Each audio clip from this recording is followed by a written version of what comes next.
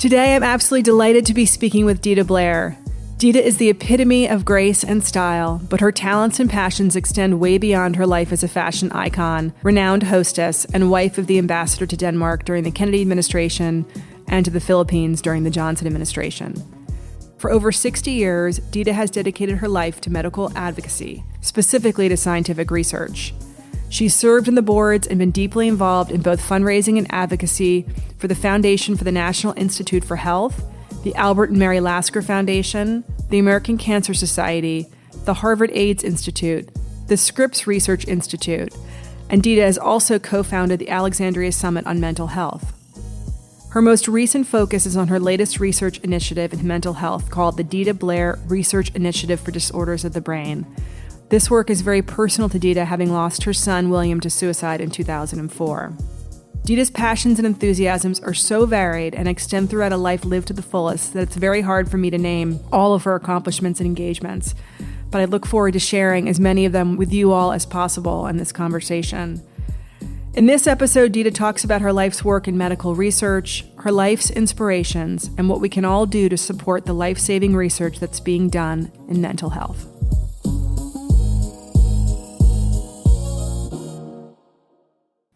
Deeda, it's so wonderful to see you. I am so delighted to be here with you today. Deeda and I are old friends and former neighbors, so it's also been so wonderful to be back in the building. All the doormen in the lobby are all the same. It was so wonderful to see everybody.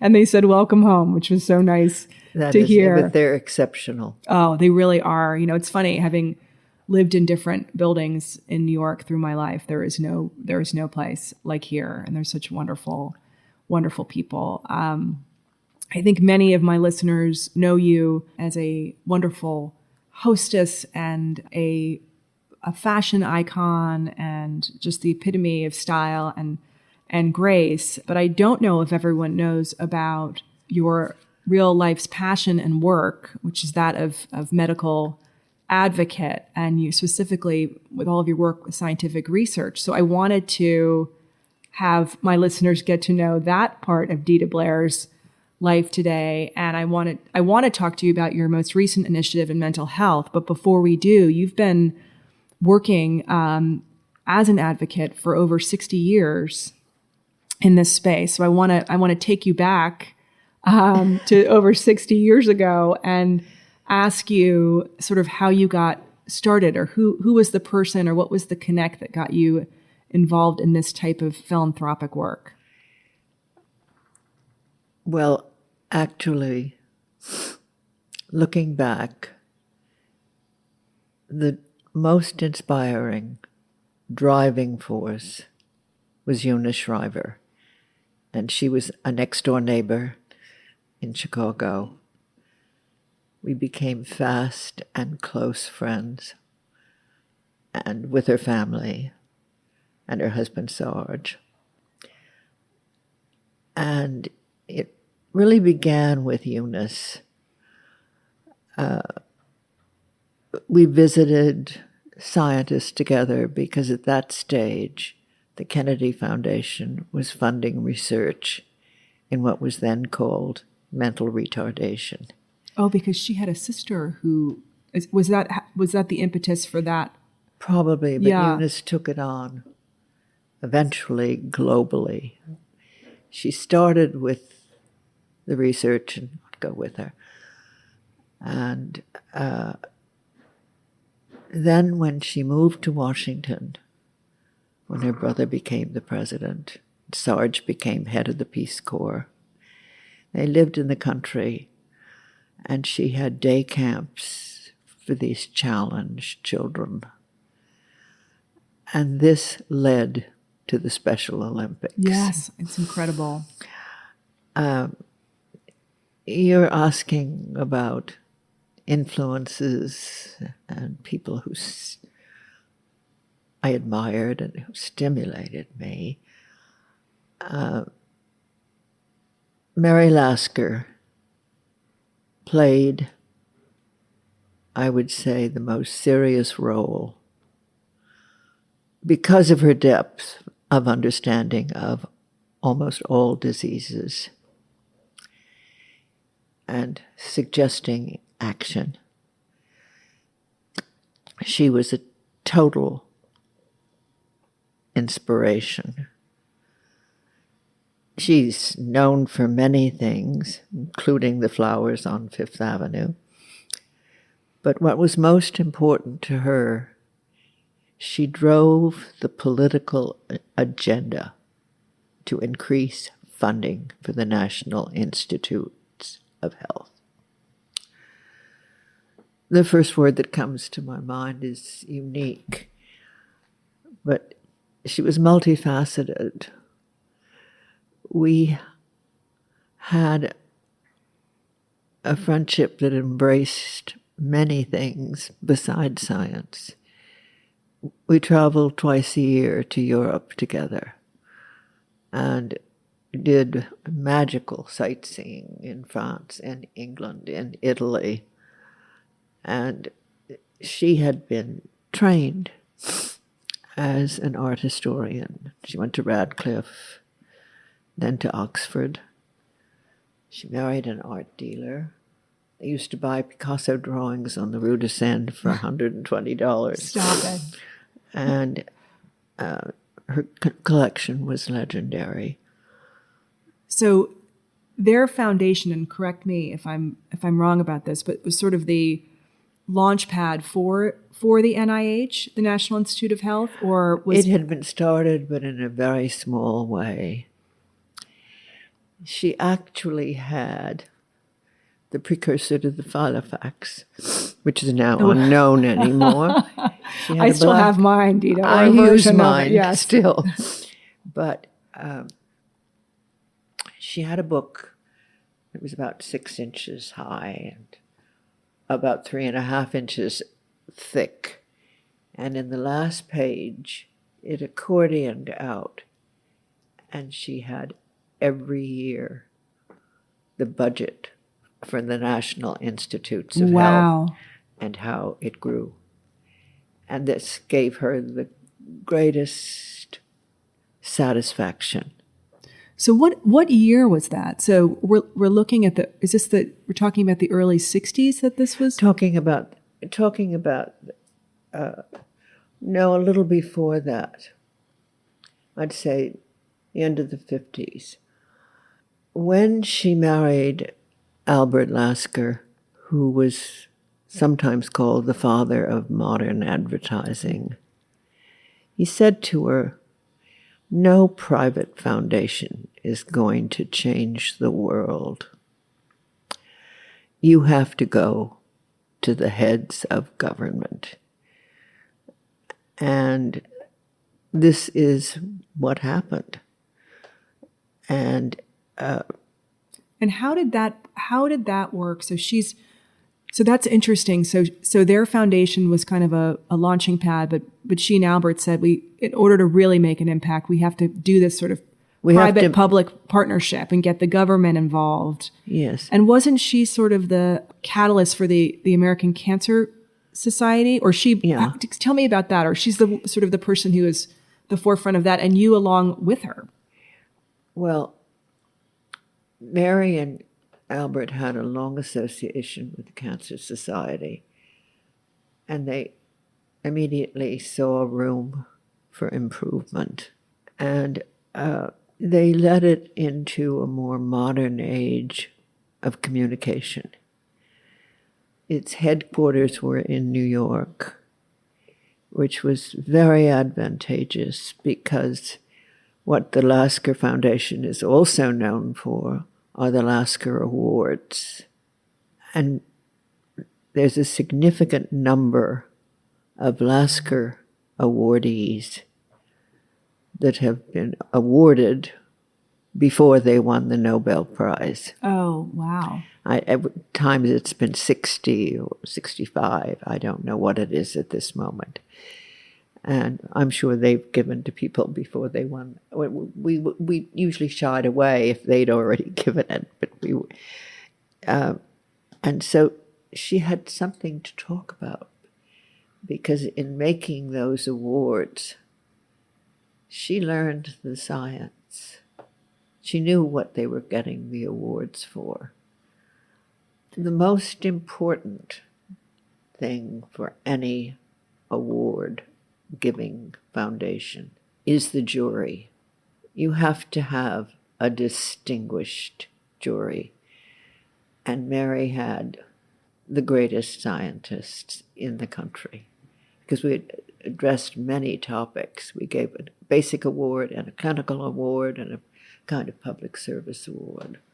So these awards are given annually, and at this time, you are very involved with the Lasker Foundation. Not so much anymore.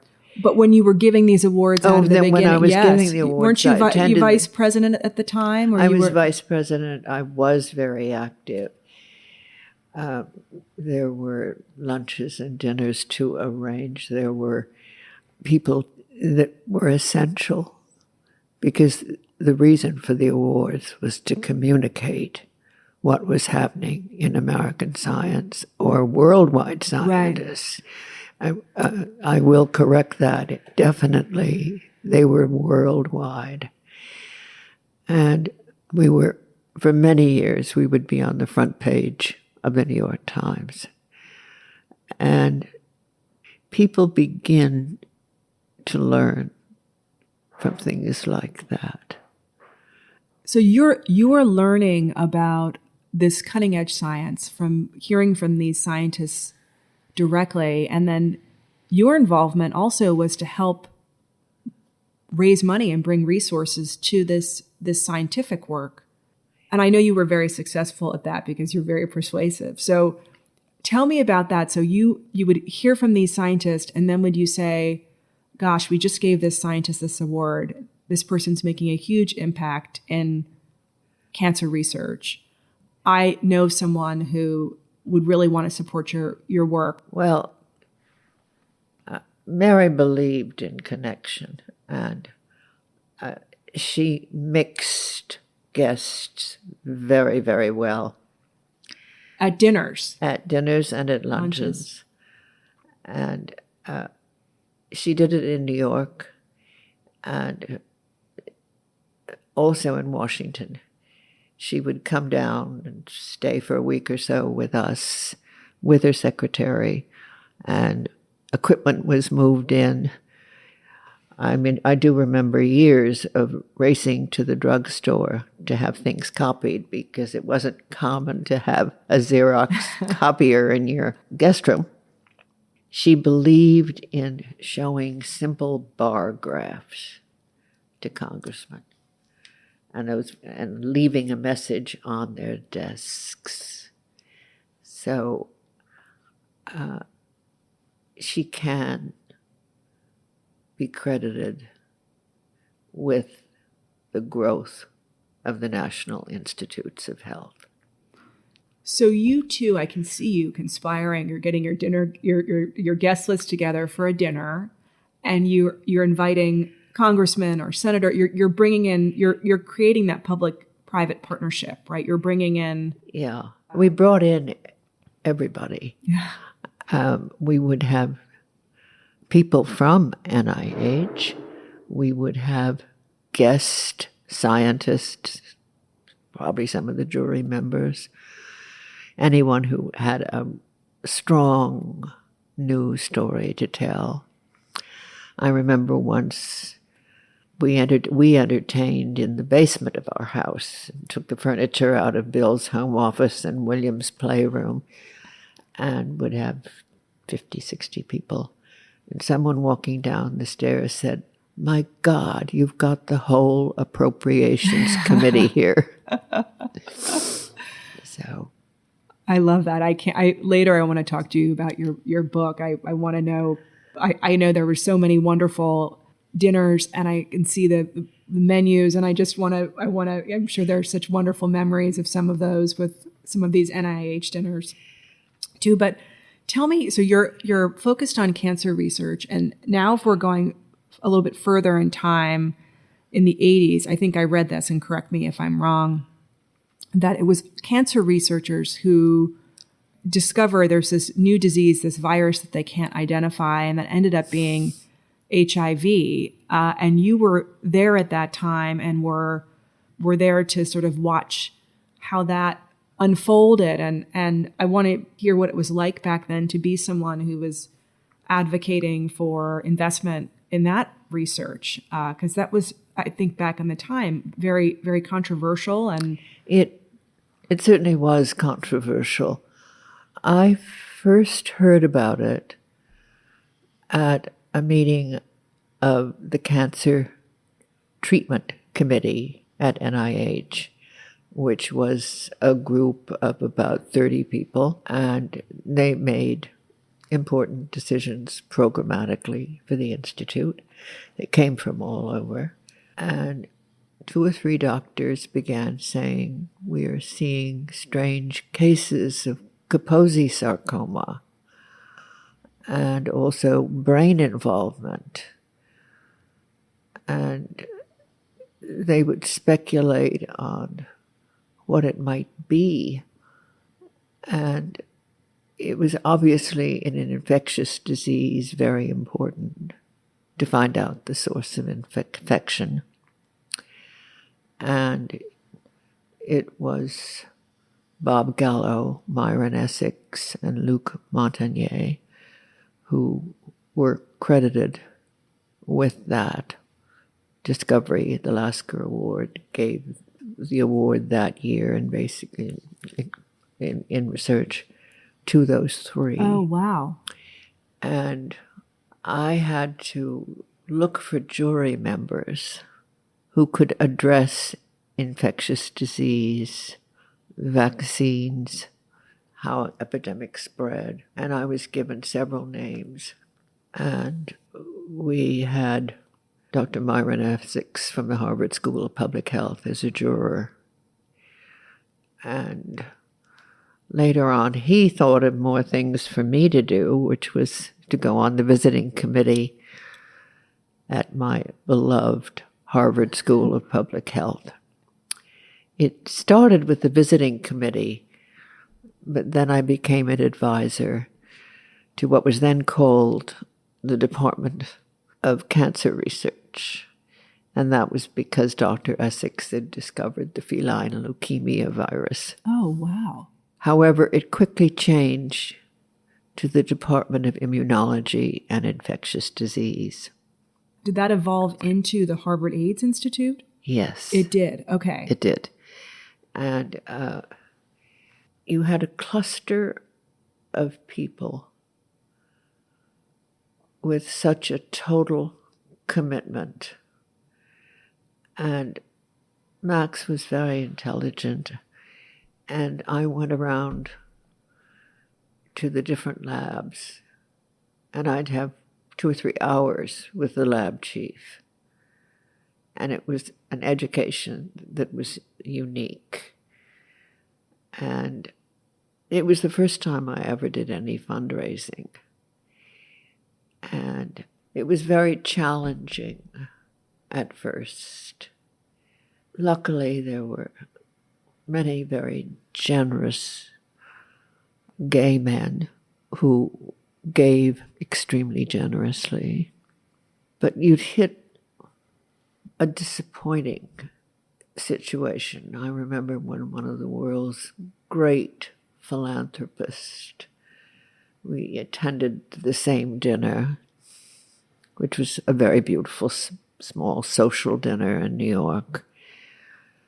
She said, Deeda, I haven't seen you come and in those days you had a glass of ice water with a piece of lemon in it and after dinner. And in the course of conversation, she said to me, I know you are doing great things, but I cannot help you. They bring it on themselves. Wow. That was, I could say for a moment or two, it was pretty crushing.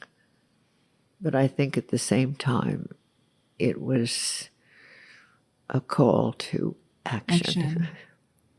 Oh, good for you, Deeda. And how? So coming out of that, you have this. You probably didn't encounter that just once, right? I would think that would have been... Well, you just had no's, or I'm sorry, I can't help. Right, but not as not as descriptive, shall we say. And so what were your next steps then after that? You had that sort of fire, lit under you, and I guess you kept working. You kept yeah. This was very full time. I would be invited to meetings all over the world with the Harvard team. I mean, Japan, London, Martinique. There was a side trip where I saw where Josephine was raised in a small cottage covered in white bougainvillea. That's an aside. Meetings in France, in Bethesda and Baltimore. I mean, it was... So were the attitudes, as I guess prejudice would be a word to use, globally as they were, or as hesitant globally to support AIDS research as it was in the U.S., or were other countries more willing to support the work? I would say it was similar. It multiplied so rapidly. The first time I ever heard or read the word pandemic was in the Boston Globe, and that says it all. It came swiftly and spread rapidly. I think that's probably right when you realize that it touches everyone. And a woman Bill knew was the first woman patient. Somehow she had a double mastectomy and was infected in the hospital. Well, it's incredible. I mean, it's incredible the strides that have been Yes. made. I mean, it's essentially with the drugs that are available now, you can... It's Your controlled. life, your life is not... You can go on to live a long and healthy life with HIV. It's really incredible. And it's actually a testament to what happens when you do focus resources and attention to a... Well, we were dreaming of vaccines, which have not yet happened. I am sure there are people still working on them. But it spurred the pharmaceutical industry and biotech companies to develop these drugs for HIV. Well, tell me about... So I'm sure you're still you're doing your work with the NIH at this time. You're involved with the Harvard, what's now called the Harvard AIDS Institute.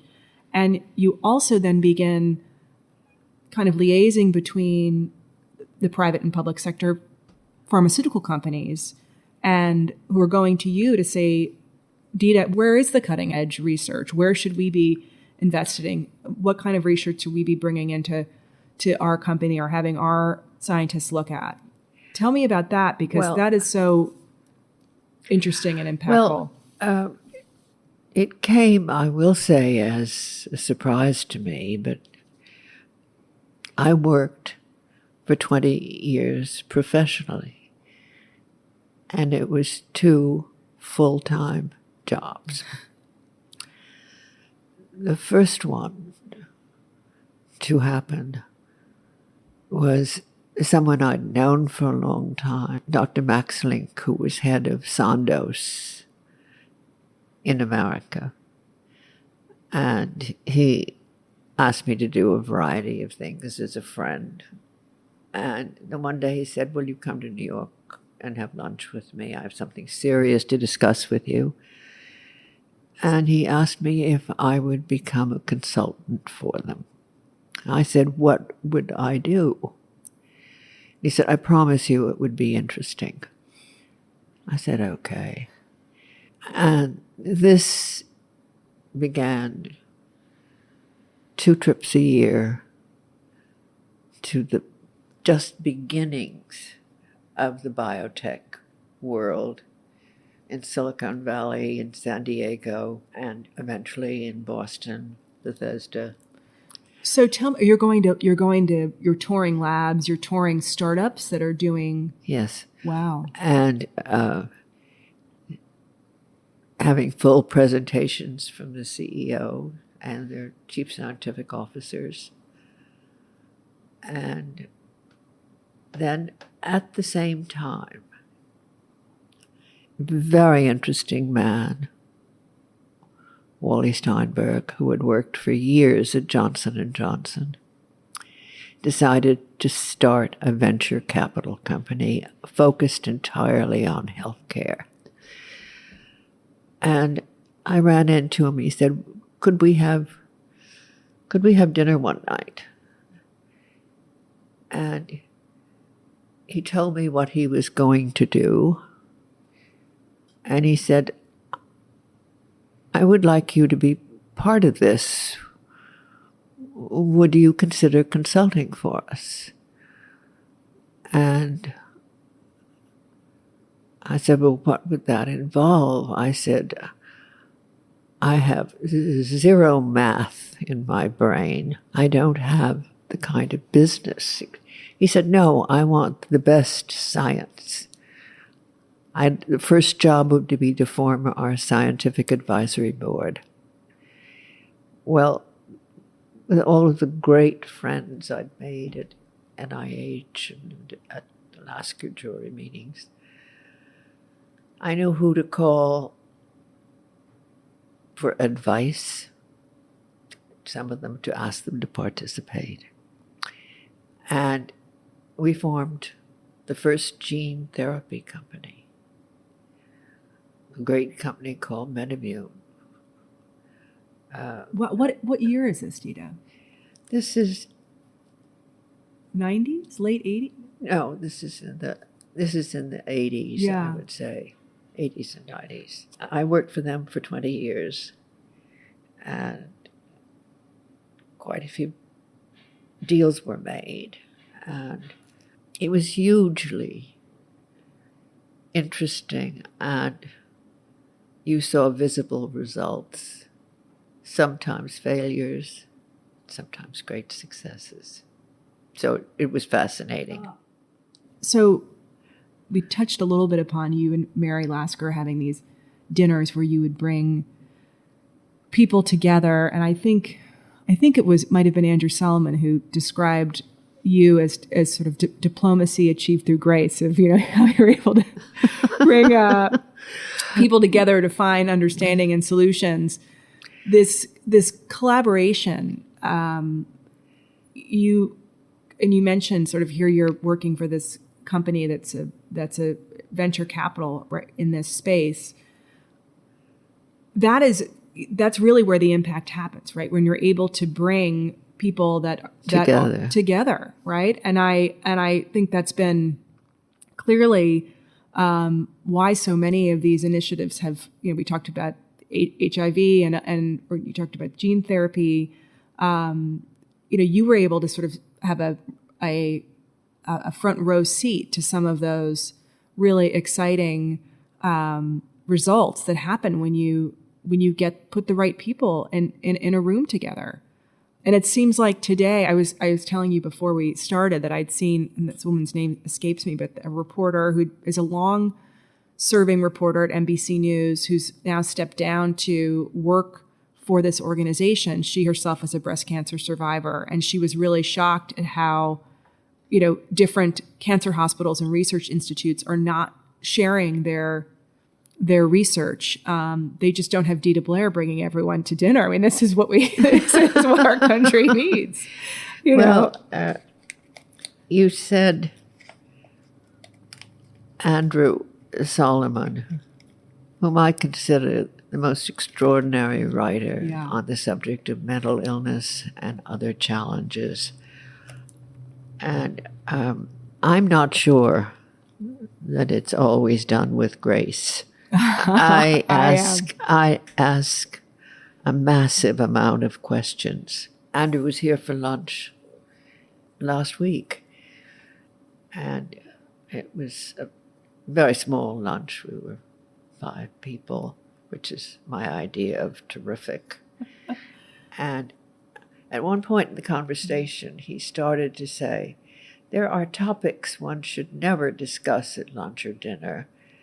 And he said, disease, death, and then someone interrupted. And so I didn't hear the other two. But we know politics is one of the other. But politics is, these days especially. So... Well, tell me, we talked about Andrew Solomon and mental health, and your latest initiative, or the most recent kind of focus for your work is a personal one for you. It's a recent initiative in mental health, the Deeda Blair Initiative for Disorders for the Brain. We've talked about how mental health is a global crisis. And I know you and I were talking before we started about there's some reading that you've done, some recent statistics about it that I'd love for you to share with those that are listening, because it's quite shocking, really. I mean, just to understand where we are today versus where we were 100 years ago, and what do we attribute that to? I'm always reading statistics, and whenever I have to speak, which is very challenging for me, I look to statistics. And in a recent document, I found something fairly brief but astonishing. Depression affects about 300 million people globally and has been identified as the leading cause of disability around the world.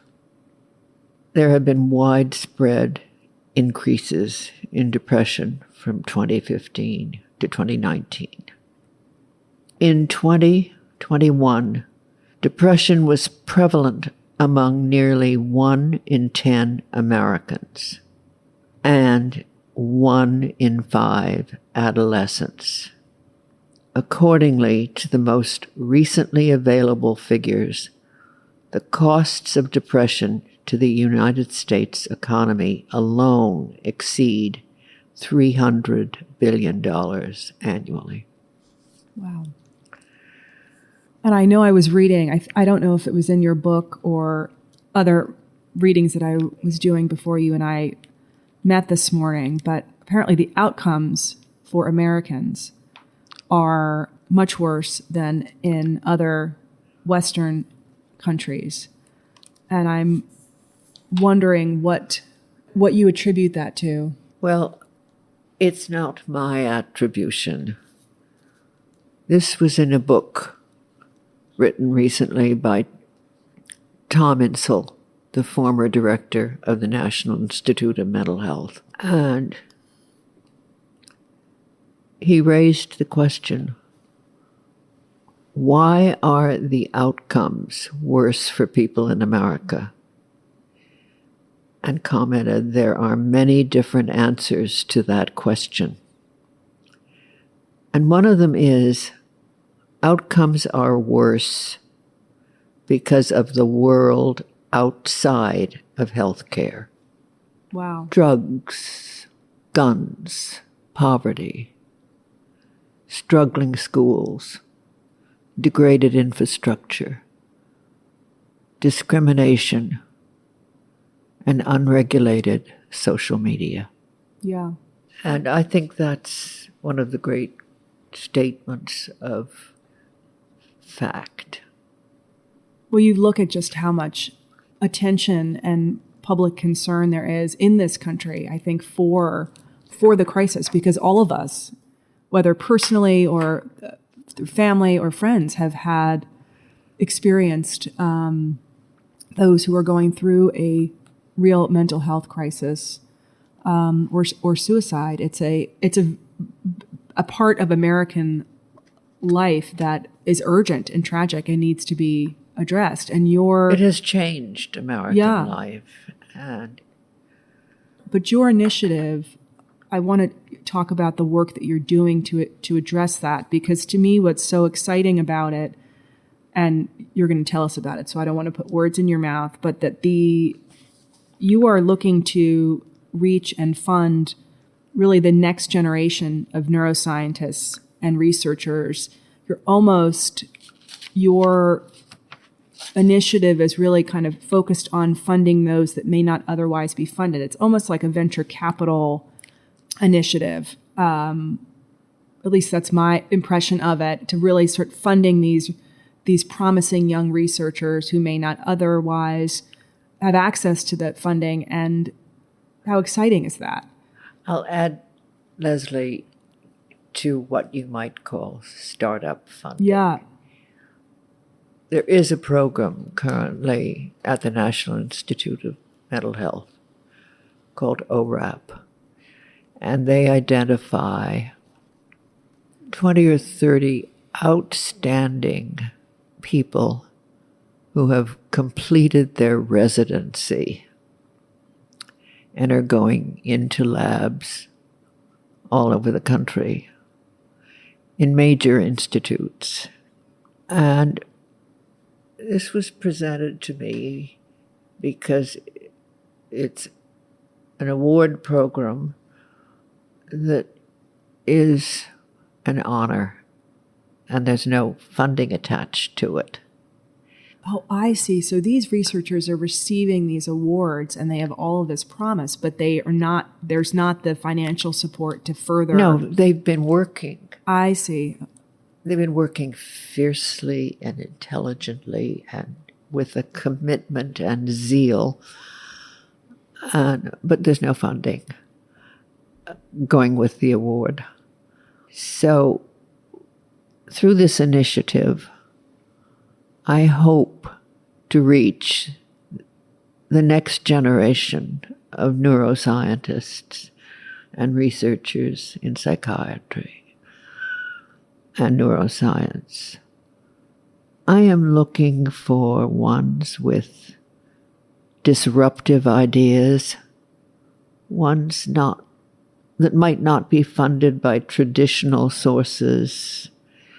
It's almost like venture capital for these young researchers. Mary Lasker used to have a wonderful phrase when we'd visit labs: what is missing and what is needed. And I think fairly consistently, I think about more funding for the next generation. There's a serious lack of physicians, scientists in mental health. And the ones you meet have an energy and a zeal, and startup funding is what I'm doing. So you have this scientific selection committee. Yes. Tell us about the process. So you have people, you have these incredible applicants who are doing as you said, they're in their labs, they're working tirelessly, very thoughtfully, very enthusiastically about what they're doing. And then they apply for this, and you have, I think you were explaining to me, two kind of rounds, or a first one and then a second one. What would you walk me through? 2 rounds of peer review. And the first one takes place and is organized by the National Institute of Mental Health at NIH. And they make somewhere between 20 and 30 awards. And these are thoroughly peer reviewed. And there's a nomination form that is very comprehensive. And then they're asked to rate them. And the top 8 go to my initiative's scientific selection committee. Because of so many things happening in this wonderful life that has been given to me,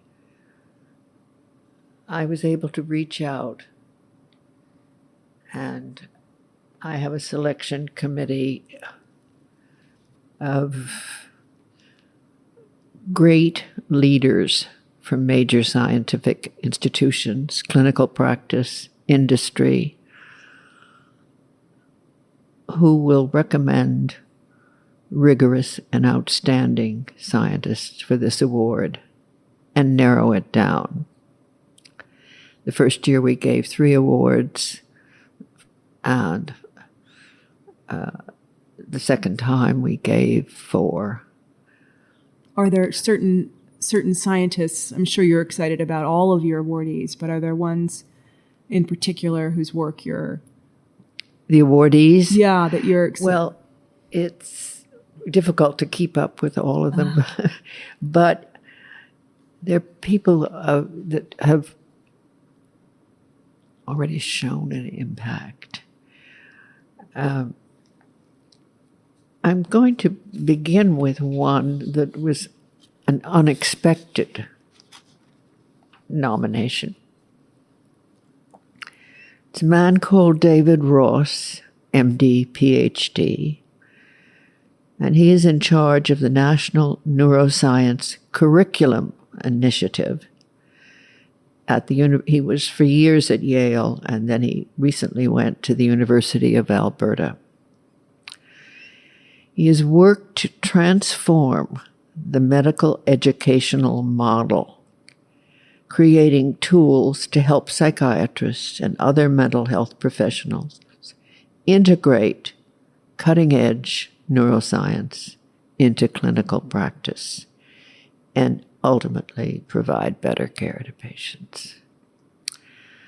There is a very creative, disciplined scientist who, when he won the award, was at UC San Francisco. And he gave Wednesday grand rounds at NIH, and they recruited him. And he is now at the National Institute for Mental Health. And he is in charge of looking at the immune system. I'm making aside that there are new areas of thought, and that's what we want. We want new thinking. And he has improved existing, you might call them immune profiling technology, and used it to identify novel autoantibodies associated with schizophrenia and determine precisely where these antibodies bind to proteins in the brain. That description comes from 8 or 9 months ago, but he's gone on so much further. And what is this scientist's name? Christopher Bartley. And I remember hearing of a cross-country drive in a station wagon with 3 daughters from San Francisco to Bethesda. And his wife, I think it was a month later, delivered their first son. Wow. And he sometimes is getting it all right. His wife is a writer and once reviewed a speech I had to give and helped with some corrections, editing. So you have personal relationships then too with so many of these. Yes. Yeah. I think that's important. There was someone else that you had mentioned to me. Is it Jonathan Power? Yes.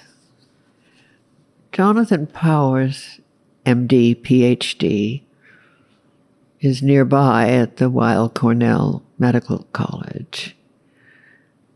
And he is in the process of creating precision functional brain mapping that informs circuits, guides transcranial magnetic stimulation to modulate human behavior. I mean, we are looking for other things to do besides drugs. And we're looking with new thinking on the immune system and on the subject of inflammation. There are new tools to do it with, and this is implementation. So he's able to tell with different scans, he can stimulate different parts of the brain? Different regions of the brain. And the whole field of brain stimulation is interesting. Some of it is invasive and some of it is exterior. And it has helped some patients significantly. And it needs a great deal of refining. Teams of workers. Well, that whole, you mentioned the immune system and inflammation, that connection between the brain and the gut, I think is something that's getting a lot more attention. Yeah. The whole microbiome. And there's a lot of talk about it. I mean, I'm drinking my kombucha but I'm not quite, I'm hoping that it's, and being aware of probiotics and, trying to incorporate sauerkraut wherever it can find a home. But a hot dog. Right, exactly. Exactly.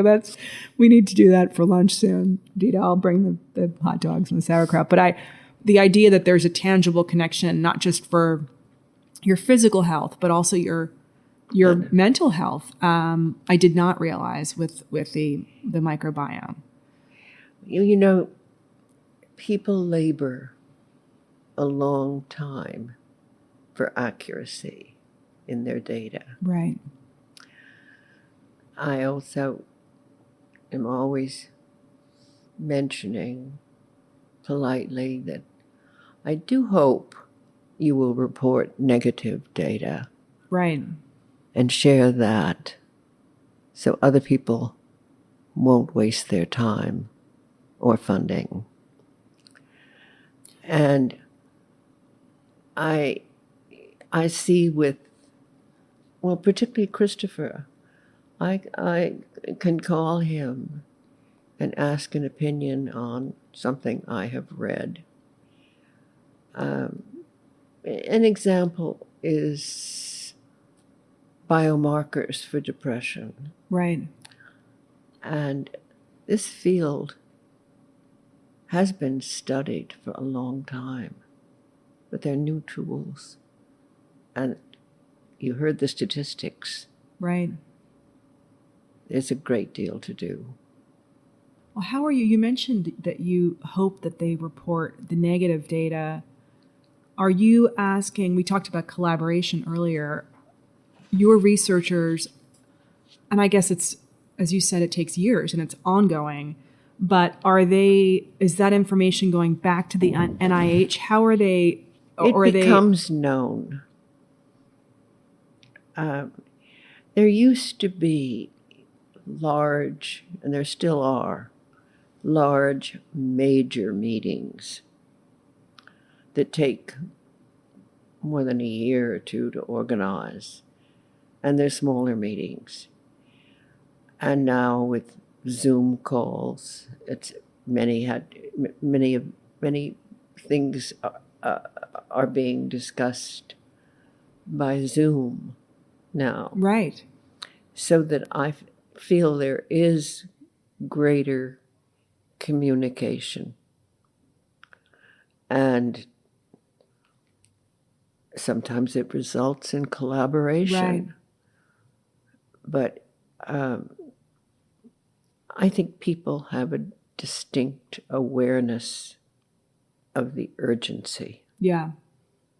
Well, I think it's because, and we mentioned this with HIV research and investment in that research kind of took off. It's because we use the word pandemic. I mean, it was something that impacted everyone, and mental health is something that has impacted. I think every American has felt the impact of it, meaning in ways we're not addressing it, and the fact that it is urgent and it is a crisis in the United States for sure. So in 2022, you published your beautiful book, Deeda Blair, Food, Flowers, and Fantasy. And proceeds from that book are going towards this research initiative. And the book is not only beautiful to look at, but it's filled with incredible and wonderful stories and the most delicious recipes. I gave all my best recipes, except one. Oh, are you going to tell us that on air, or are you going to give that to me afterwards? We'll talk about, well, not the recipe. I'm not a good cook, Deeda, like you, but you can, I want to know what it is. What's secret? Lacquer duck. Okay. I love that. Maybe that's something you can put on a piece of paper in a sealed box, and I'd like to sell it. I was, maybe that should be an auction item or something at the next time you do something for a fundraiser. But for our listeners, this is a book that you have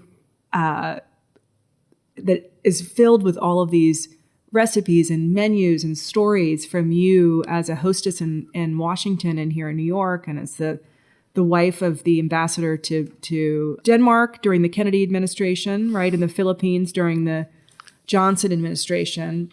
And we could talk on and on, about that book. And I do want to ask you what your favorite, if you have a favorite recipe from that book or a favorite menu, but you dedicate the book to your son and your husband. And I never had the privilege of meeting your son, William, but I did have the privilege and was lucky enough to get to know Ambassador Blair. And I truly think he was the finest gentleman I've ever met. And what a lovely, incredible man. And I want to hear how you two met. I want to get a little bit into that because it's just such an exciting and historic story based on what he was doing at the time and what you were doing at the time. I met Bill at a dinner at Eunice Shriver's. Now, were you and Eunice neighbors we were first? neighbors. We were Okay. neighbors in Chicago. And she knew she had to give dinners for 18 people or more. And I think she really wished frequently that she were doing something else. And it was a dinner where people were going to a nightclub afterwards to hear Sammy Davis. And that could not possibly be of less interest to me. And I looked down at the table and there was Bill. And I think he had the same, I don't know, I just felt he had the same reaction. And so we had a wonderful conversation on the sidewalk, not joining cars that were going off to the nightclub. And it began, you might say it was the beginning of a rather long courtship, 4 years of, we saw each other when we were in the same city, that kind of thing. Oh, because he was not living in Chicago at the time. He lived in Chicago. Okay. But he was always traveling with Adlai Stevenson. Oh, okay. Within the Stevenson campaign and election strategy, they did worldwide trips in between meeting world leaders, and Bill organized those.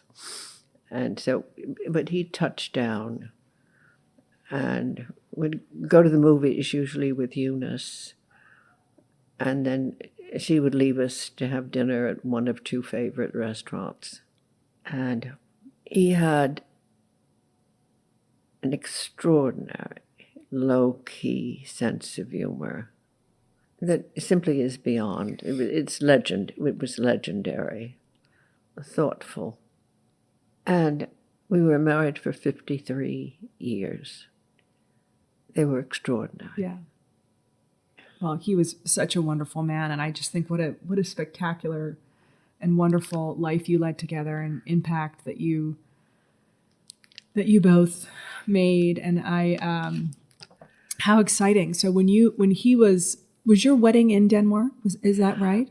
Our wedding was in Denmark, and it was quite convenient for about 90 American friends. It was a very glamorous wedding in Frederiksborg Castle, and we both loved ballet, and it was lovely. Ballerina from Chicago, Maria Tallchief. And so she was invited, and then she rang up and said, "Would you mind if I brought Baryshnikov?" Oh, stop it. How old was he? Very young. Yeah. He had just escaped, so to speak. Oh, my gosh. Because he went to Denmark for, they had a great Russian teacher, and Nureyev. Wow. Oh my God. So, and one night Mary Lasker, we had tickets for about 40 people for the ballet, the early comers to the wedding, and she gave a supper afterwards. And once again we were mingling everyone, the Danish prime minister with lay dancers. Oh my gosh. Bill was always extraordinary about the division of labor, shall we say. I was responsible for food and flowers, and he did all of the inviting, guest lists. In America, it was telephone calls, which he enjoyed enormously, and I don't. And then followed up by a poor memoir. But everything worked. Oh, and who did the seating? Was that Bill? Oh, Bill did the seating. Yeah. Absolutely. I could request who I wanted. Oh gosh, I love that. I love that. And so was it his work with Adlai Stevenson that brought you to Washington, or was it the Shrivers when it was Kennedy was elected? No, it was first Denmark for 3.5 years, and then the Philippines. Okay. And then you moved back to Washington. And then the embassy years were over, and neither one of us absolutely adored Chicago. And Bill was offered by Bobby Kennedy to be the first general director of the Kennedy Center for the Performing Arts. Oh, wow. Roger Stevens was to be the director, and Bill was, they had a great association. And so that was a reason for going to live in Washington, where we were for, I think it was 27 years. So and the first 3 years were getting the household together, functioning, and we arrived with some French chairs and a little bit of a porcelain collection. Not a carpet, not a curtain, nothing. So it did take about 2 years to do that. And then liberation and the weekly trek to Bethesda and to NIH began. And your incredible dinner parties in the basement. Yeah. But they worked because they. So you had the space there, and you were made it spectacular, I know. That is so tell me, we talked about Eunice as an inspiration and Mary Lasker. Jane Reitzman, was she also in that group of? I think there have been many people that inspired me in life. And Jane was, like Mary, unique. It was great intelligence. It was charm. And it was a quest for knowledge. And yes, she's known for the beautiful Wrightsman rooms at the Met. But Jane did so much more than that. Jane and Charlie had an apartment in London, for example. And Jane adored the music scene in London and supported the symphony and all different kinds of things. She loved sightseeing, and she formed close friendships. And we saw each other regularly. I seldom came to New York without going for dinner or something. And we went on wonderful travels together. We did 5 summers in Germany. And very few people go to Germany early in August when the Germans are away, I guess on beaches or mountain resorts. So the extraordinary museums, and now there's Museum Island outside of Berlin, but Potsdam, where you have the Chinese Pavilion, where you have Sanssouci, where you have all of these great treasures, libraries. They're the most wonderful libraries, etc. Jane loved literature, so did I.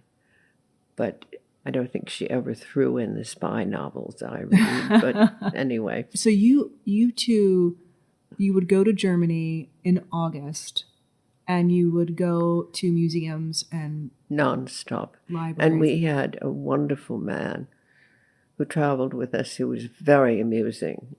And you'd look at a great work by Schenkel, and he'd have a story to tell, or you'd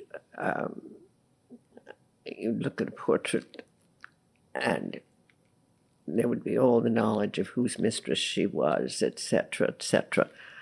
But at the same time, you know, he was an art historian and well-versed in more serious questions, but he did keep it light.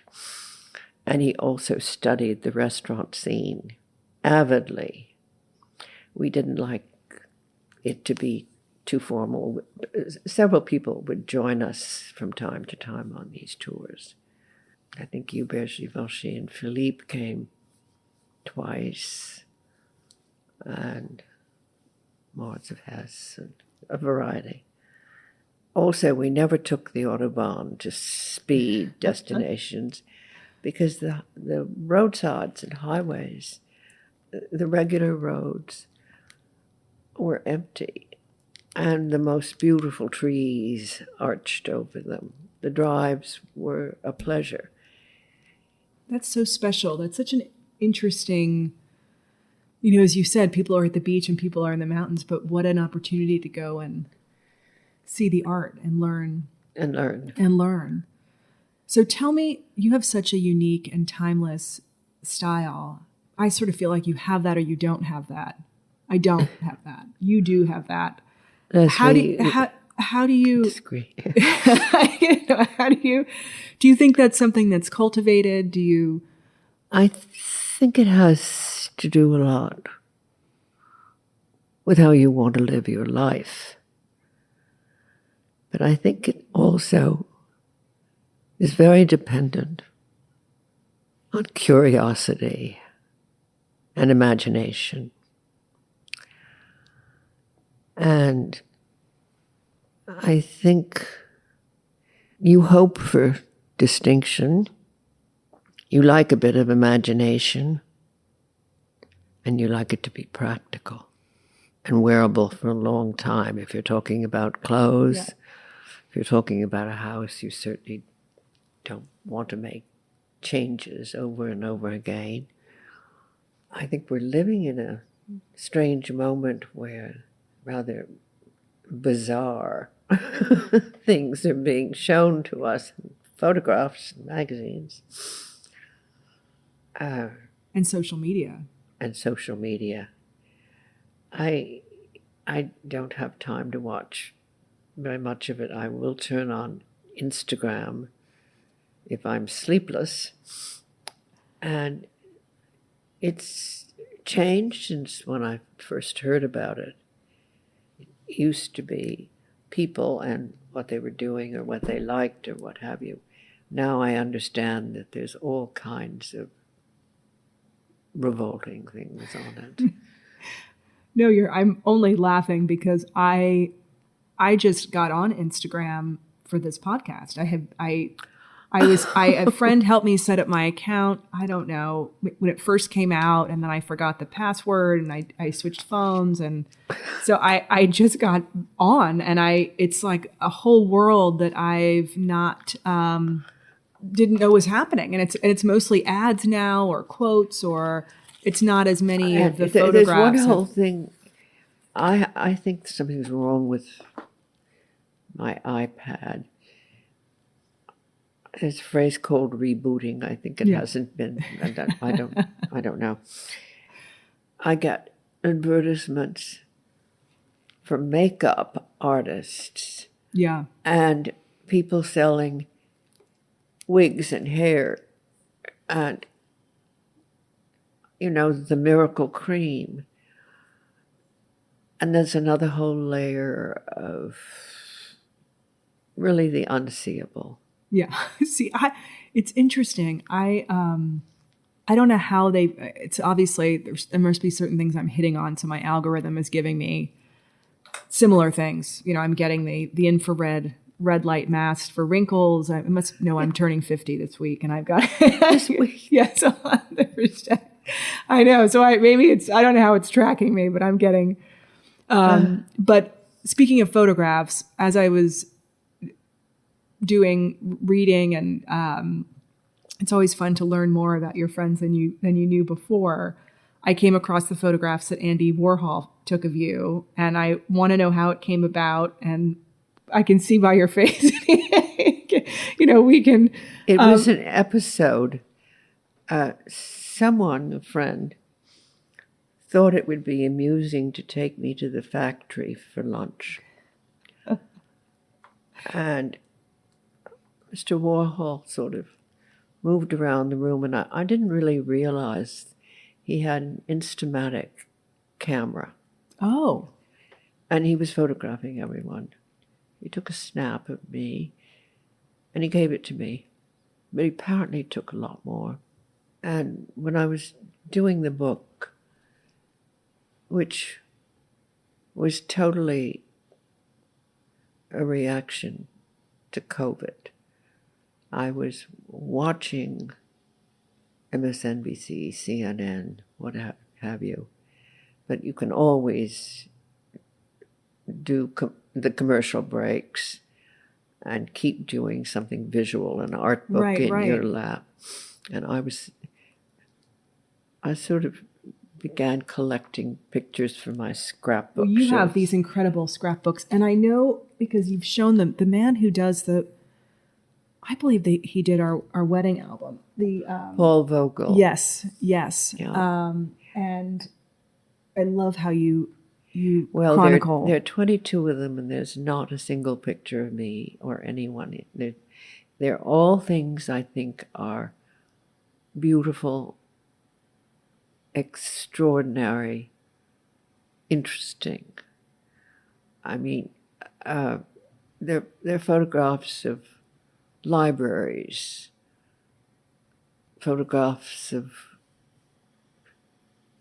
all of Tony Snowden's marvelous pictures of wild Arabian horses and swans. There's every museum in the world pictures from that. And is that where you also kept your recipes? No, you have your... No, that's separate. That's another whole group of scrapbooks. And there are scrapbooks. There used to be, I think it was 52 volumes that Bill kept from the time he was 3, and I finished them after his death. And those were extraordinary. They covered the whole bottom of the library, but those went to the Chicago History Museum. Oh, I was going to ask you what you... And we made another group, which I do put things in, called the Highlights, and there are, I think, 8 of those. But these books, as you see, are quite large and heavy. And I chose to have Paul Vogel do them because he did work in vellum parchment. And we went to Venice, I think 45 summers, the last week in August and the first week in September, and they were usually the same people.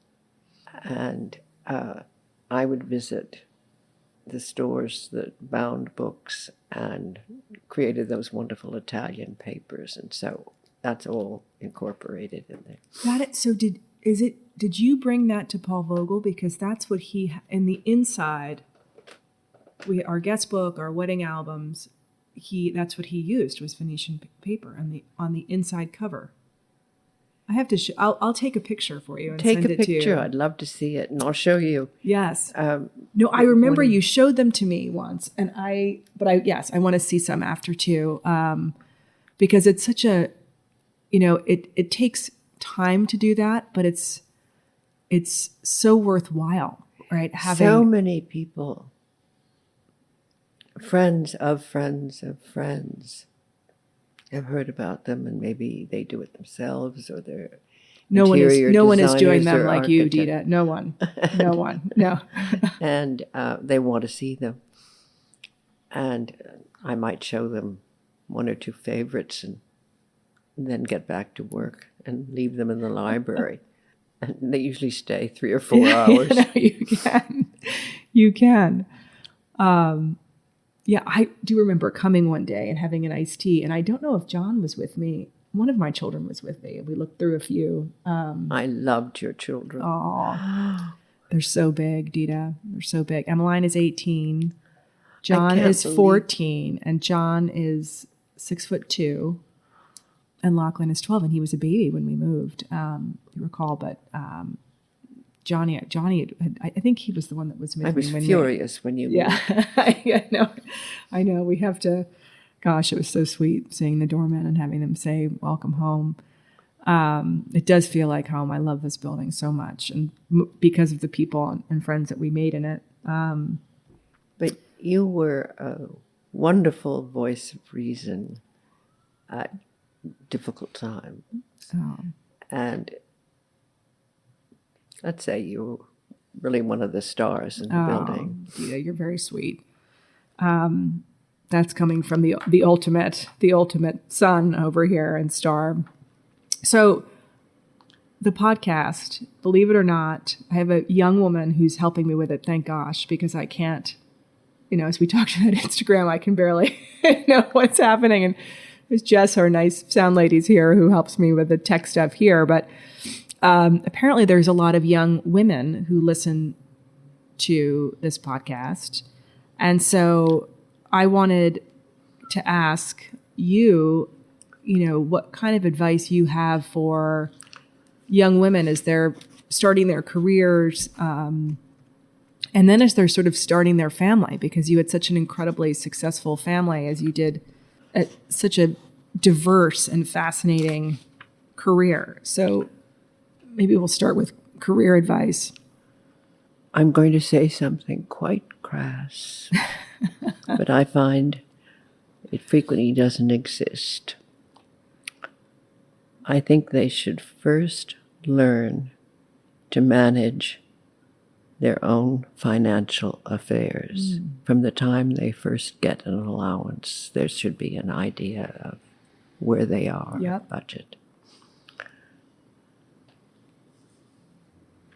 I think they should have in their minds to always try to be helpful. I have a phrase that I have in mind. Bill didn't like it. And it is study as if you're going to live forever, and live as if you're going to die tomorrow. And career advice would be very difficult for me. My professional career, which I spoke of earlier, was unexpected. I had done all those same things before. I visited Genentech,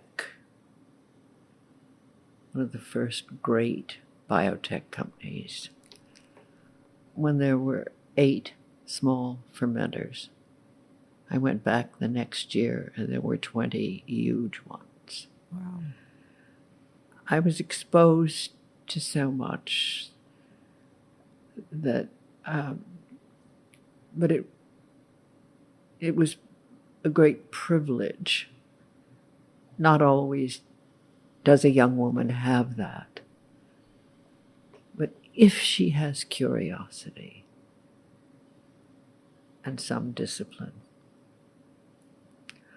I had quite a lot of discipline. I had 12 years in a Sacred Heart convent where my mother's sister was a nun, and it was a cloistered convent. And I think everything in life is a reaction. We had the world's most hideous uniforms. And when that was no longer part of my life, I really embraced the idea of interesting clothes and quite good clothes that would last. And you could wear them. So we have to thank the nuns for how your incredible, incredible style. And external appearances are important. I remember when I first met Mary Lasker, there had been a huge dinner at the plaza for JFK. Bill was there, and he said, I'm going tomorrow night to have dinner with, going to a dinner at Mary Lasker's, and are you free if I asked if I could bring you? I said, well, I was going to the theater, but I could be free. Yeah. And years later, I thought about it. I was seated next to one brilliant scientist and one legendary businessman in finance. And I thought about it a lot afterwards because her dining room, I think, had 7 Matisses on the wall. And I was just, just overwhelmed. And probably some years later, when I got to know Mary, I said, how do you talk to someone in a world that's not your world? And she said, ask them questions. Ask them about their early life. That was exactly the right thing to tell me, because you have astonishing conversations. But of course, people are growing up in a different way now. I think a more competitive way. And I don't know that my life would provide any life lessons. Well, I think it does, Deeda, and I think you touched on it when you said being helpful. At the beginning, you said, I would tell them to be helpful, because being engaged, being committed, being interested, and then following through and helping was how you started, right? It was your interest in what the Laskers were doing, what Eunice Shriver was doing, what the NIH was doing, and then your commitment to that and your dedication to learning what was happening and your natural talent to be curious and bring people together and try to help is what led to many things. And asking questions, so great, because then that's how you're learning, right? The Lasker Foundation had a reputation of significance, and we had many requests for help with patients. And because I was there at NIH so regularly, there were wonderful friendships. And I had a world of advisors that I could call. I've got this case of esophageal cancer, or I have this or that. I remember an interesting case of a man at the French embassy, and the wife of the ambassador was a friend of mine, and she called, "Would you please speak to him?" And I heard his story, and I said, well, I'd like to discuss this with the National Institutes of Health, with the National Cancer Institute, and I'll get back to you. And I'd have long talks. I never gave any direct, you should do this or see so-and-so. I would ask for the case history, send it out to whichever advisor I was talking to at the time. Then we'd have another conversation, and he'd recommend 4 or 5 doctors at different institutions. Some people believe in going to an institution. They were telling me specific people. People, right. And it was only a name. It was not what to do. But I think it was helpful. Well, how wonderful that you were able to do that. I'm sure with by the you help of but you having that, again, you were being helpful. You were trying. You made I bet a huge impact. Probably saved this person's life.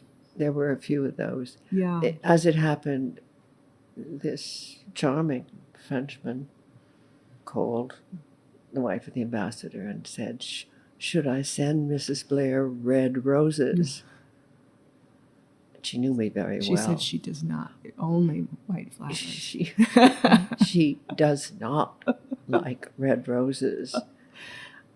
And she said, "I'll get back to you." And she called me up. And I said, "Well, if you just send me a few flats of vinca, I'm planting ground cover." And a truck arrived with 20 flats of vinca. And I went out and planted all of it. I loved gardening. All of it myself. And it was a few days after Sidney Farber of the Dana-Farber Cancer Institute, who also stayed with us from time to time, died of cancer.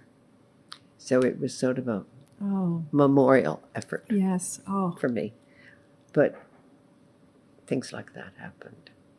So I think when you do try to be helpful, you learn from it. Well, your latest initiative focused on mental health. As we talked about, all of us have been touched by it. And I'm I'm sure there are people who are listening who would love to know how they can learn more, get involved. If people wanted to learn more about the Deeda Blair Research Initiative or wanted to support it, where would they go, or how would they be able to do that?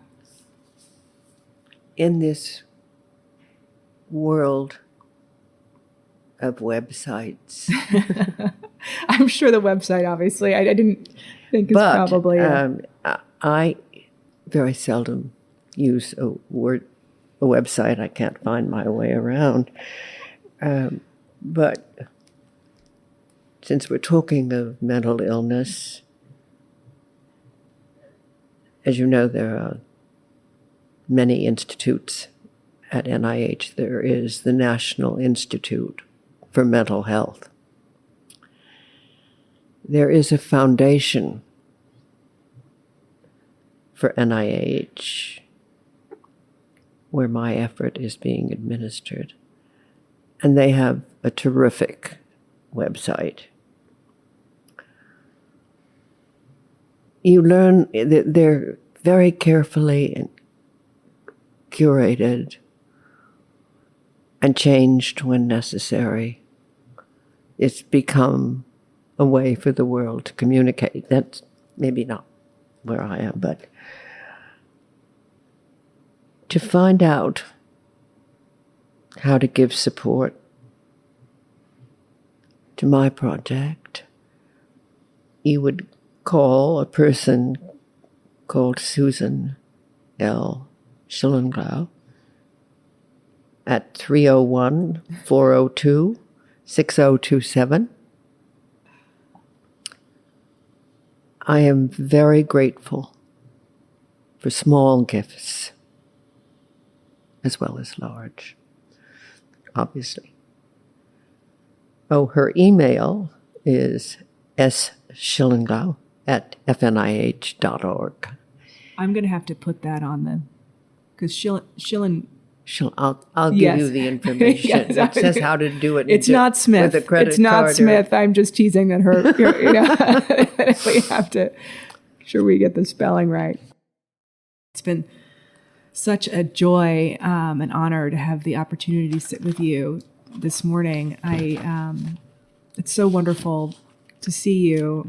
Wonderful to be here, and I'm just so grateful for you sharing all of your work with our audience, because it's a part of Deeda Blair that I don't know if everyone knows about, and it has such an incredible legacy.